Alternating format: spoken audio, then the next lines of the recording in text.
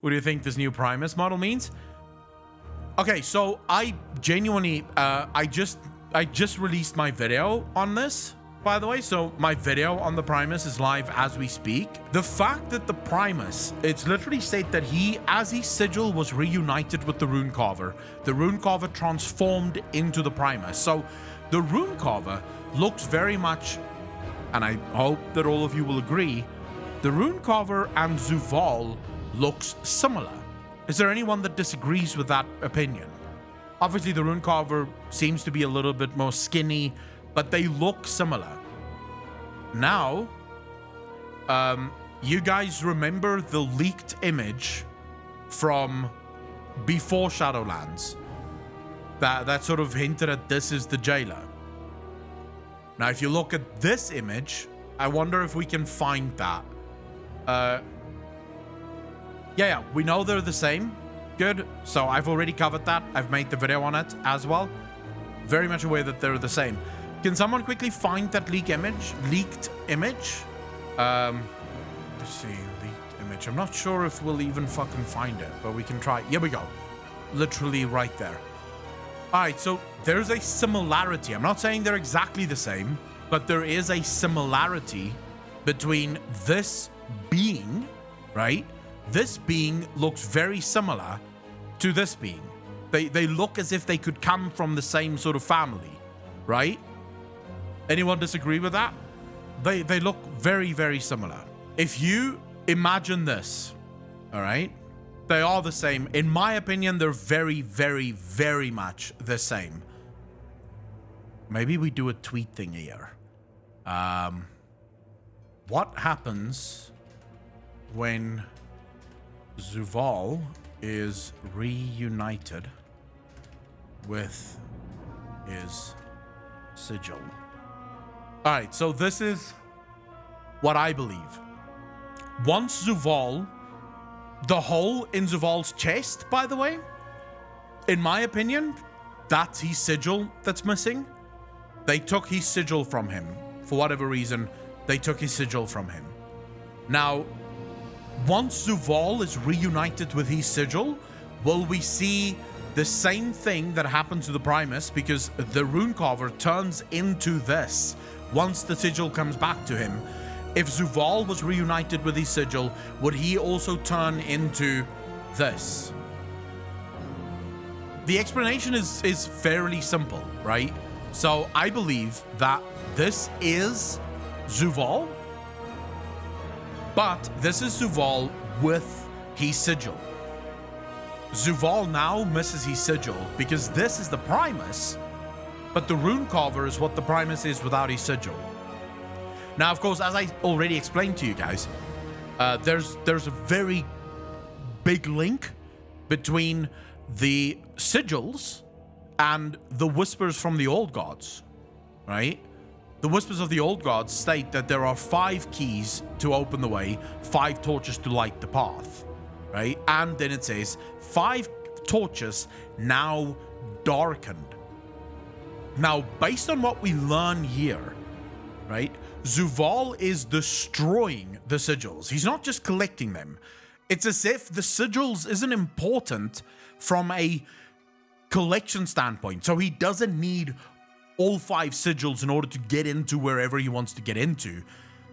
But the destruction of the sigils opens something. So the old god whisper, 5 keys, 5 torches now darkened. In other words, once he has collected all 5 of the sigils and destroyed all 5 of the sigils, something happens. According to the old gods, it opens the way to the masters, right? It's how the masters will finally enter the universe. But these 5 sigils is what the jailer clearly is after. And of course, what we're going to try and stop. Now, there is something very interesting where... So this is what the Primus tells us. Zuval will go after the Arbiter Sigil in Oribos. She must be defended at all costs. Zuval is coming for my sigil. We, of course, learned that we were not successful in stopping Zuval. He got his hands on the sigil, which again points to the power level of the jailer. Nothing we do seem to be any good. He appears to be too fucking powerful. It's insane. Balthazar, not necessarily, because it's not necessarily that the sigil powers them. The sigil most likely just keeps them powerful, right? My argument is that they are Titan Keepers. They're not constructs. The Arbiter, in my opinion, is a construct. Shouldn't the Archon have changed with the loss of her sigil? Was it the sigil that MC'd Anduin, mind control Anduin took from her? Yes, Darpa, that was the sigil. But remember, if I am correct, and the Archon and all of them are sort of Titan Keepers, not on the level of the Primus and Zuval. Here's my problem. So clearly, Zuval refers to, if we go to YouTube here, hold up, let's just quickly do YouTube, and we go, I know he doesn't actually kill it, but I just want to see, okay, let's do this. Seeks an audience. A mortal. A king. All right, listen to By what all he our calls her. measures, He says he's their One brother. who has spent his life striving for justice. One who would give anything to serve his people. One whose heart is true. Very well. He may approach.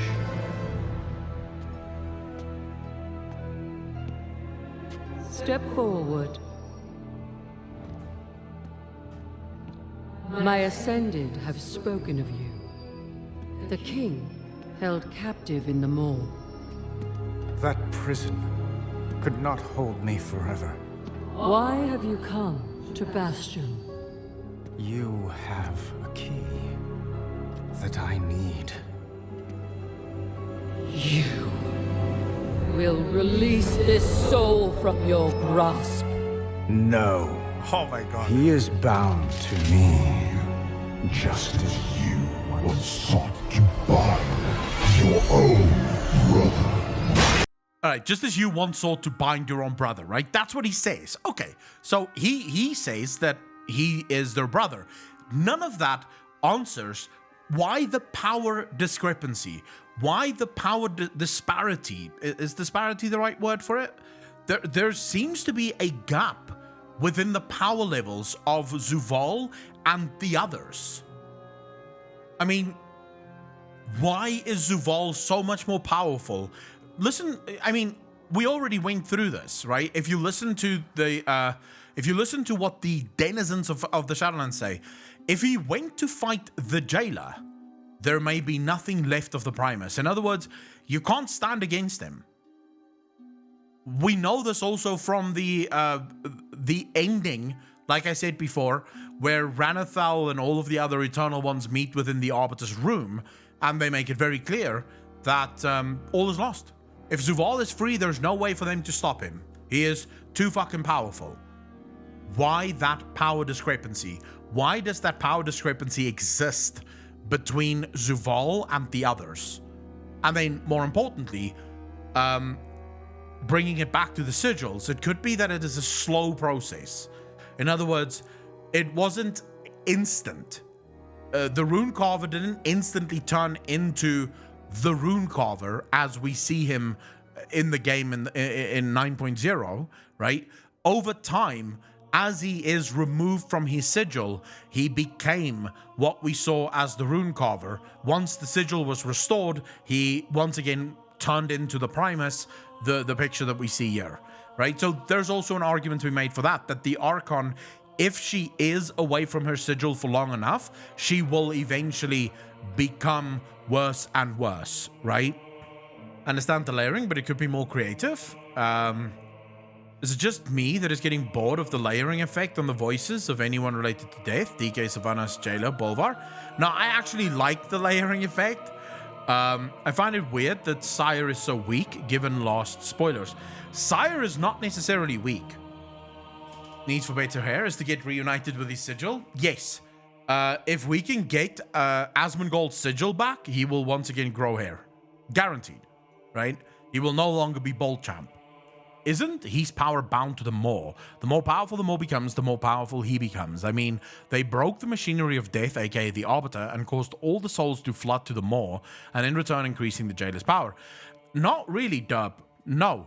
Because Blizzard already said, right, that Zuvul is Titan++ in terms of power level. Now, we have discussed this many a times.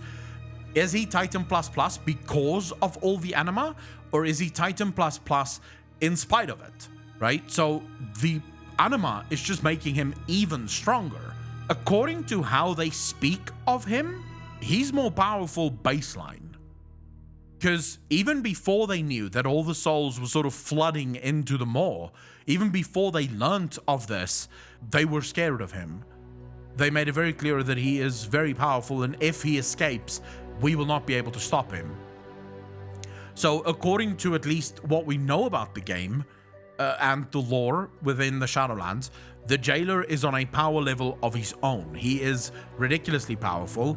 And also remember that the Primus has been gone for a very long time. If you went to fight the Jailer, there may be nothing left of the Primus. This would have happened even before all the souls got sent to the Maw, right?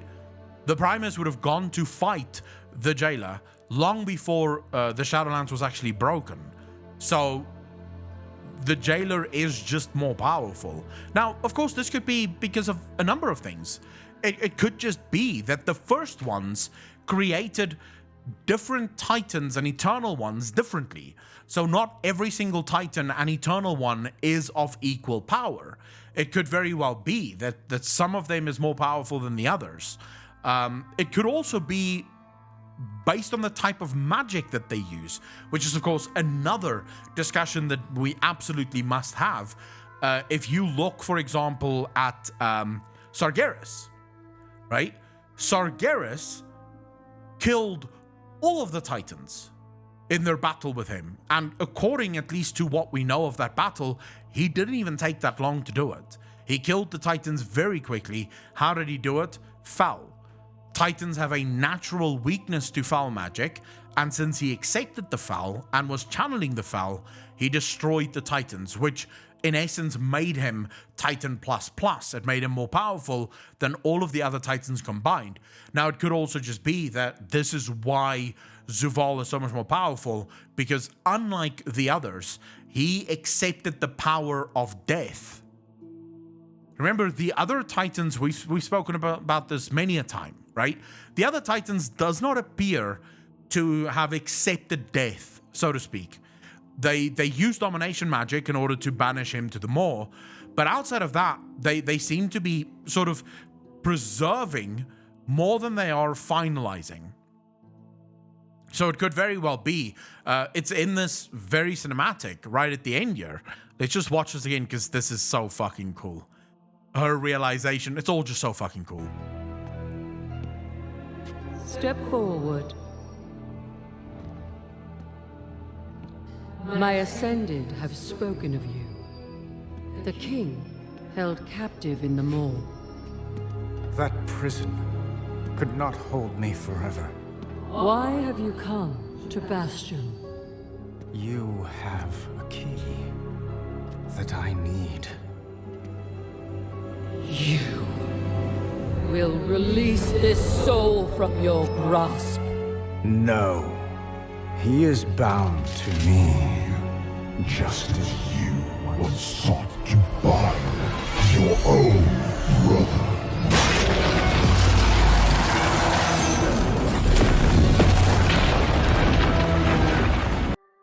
What is interesting is that, and this is something that I didn't even realize until just now, do you see what's happening to all of them touched by the domination magic coming out of Shalamorn?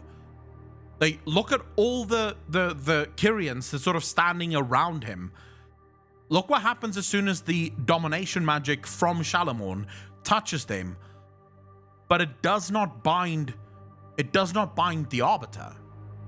The Arbiter, the Archon isn't bound by the domination magic. Why not? Why does that specific type of domination magic not have any hold on her? Once sought to bind your own brother.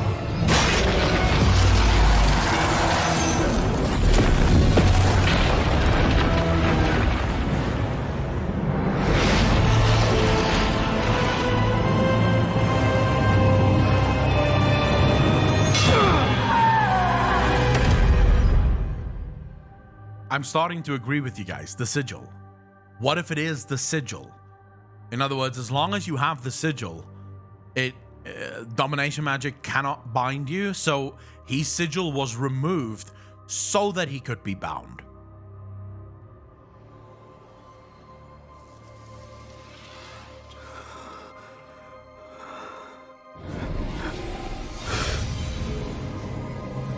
Fuck. This is so cool, dude.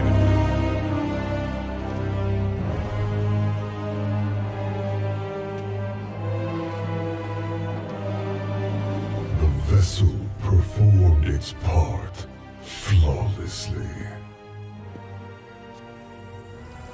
3 keys remain. Then they will see. Death was never meant to be chained. That's the line that I find so interesting and that I think is so important. That line. Then they will see death was never meant to be chained. So what if his power level, Titan++, is because of his acceptance of death? So unlike the Archon, unlike the other Eternal Ones, he bowed and bound himself to the powers of death. The way they speak about it, the way that Anathria speaks about it, and we again can actually look at that.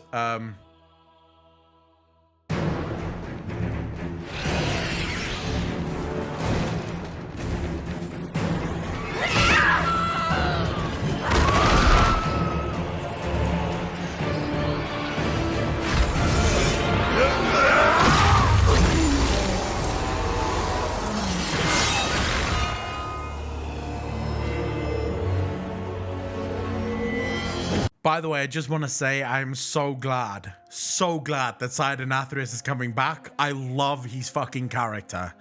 I absolutely love his character. The keys are sigils. The sigils is the keys, right? Denathrius!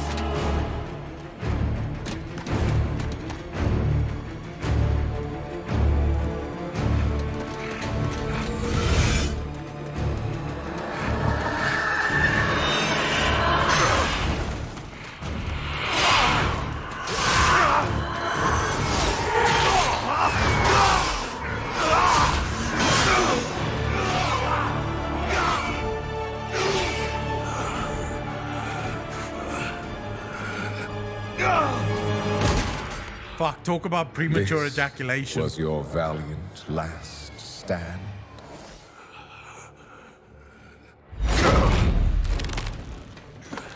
For so very long, you've punished arrogant souls. But instead of learning from their suffering, you've become one of them. You just needed to obey. Again, want to point out the interesting thing here. I said it when we first started watching this, when we first saw the cinematic. For so long, you punished arrogant souls. Denathrius comes across... Am I the only one that thinks that Denathrius is an arrogant piece of shit? Even though I love his character, he comes across as extremely arrogant, right? But what if the arrogance was the belief that death could be chained? What if what he is showing isn't arrogance? Because he finally realizes that their arrogance was the belief that they could chain death, that they could stop death. That was the arrogance. How fortunate you are to witness the splendor of what is about to unfold. Every precious drop of anima so painstakingly wrung from the tortured souls of lesser beings, now paves the path for the Banished One to reclaim what was his. And once his liberation is secured... See, it's so conflicting, because here again he says, for the Banished One to claim what was his, and once his liberation is complete. What exactly? Was the Banished One once in control of all of the Shadowlands? That's what I sort of believe, right? I think that the Banished One, Zuval, was once in control of everything. It was his realm. It shall be by his will that all is washed away. The only power that will emerge from this torrent of change is death. Death and those who shaped its victory. That's where it comes from. That's where my belief for this entire thing comes from. Zuval accepted the powers of death. There may have been a moment, there may have been a time where Zuval, like the other Eternal Ones, believed that through order and through substance, they can bind death. They can ensure that death and its finality does not happen. We're also told, we are told by the Primus himself that what happened to the Runecarver is the dream that Zuval has, right? Bound and chained and broken. That's what Zuval wants for the world. But what if through him leading this universe, through him controlling the Shadowlands, he finally realized that no. Our folly was the belief that we were in control and that death could be controlled. And so Zuval accepted death. He accepted death as the powerful one, as the one that should be victorious. He was then subsequently banished. His sigil was removed so that domination magic would actually work on him, and he was banished to the Maw. But now, Zuval himself says they will learn that death was never meant to be chained, right? That's the point here. That's the entire story here. Death was never meant to be chained. So to my mind, Zuval is also in service of something greater than himself. This is what grants him this incredible power level. And again, we need only look to Sargeras. Sargeras, in every single way, is 100% a normal Titan. No more powerful than Amanthul or Aenar or Norgunar, any of the others. But simply by accepting the foul, he managed to destroy the other Titans in a battle that, according to the chronicles at least, was fairly short-lived. They didn't really stand a chance against him. So once he accepted this more powerful cosmological force, he was able to defeat his brothers and sisters because of their own sort of weakness to it. What if the same story is true of Zuval? The Eternal Ones have a natural weakness, and this would actually be poetic in a way. If you think about this, guys, it would be somewhat poetic. The Eternal Ones have a natural weakness to death, finality, the end.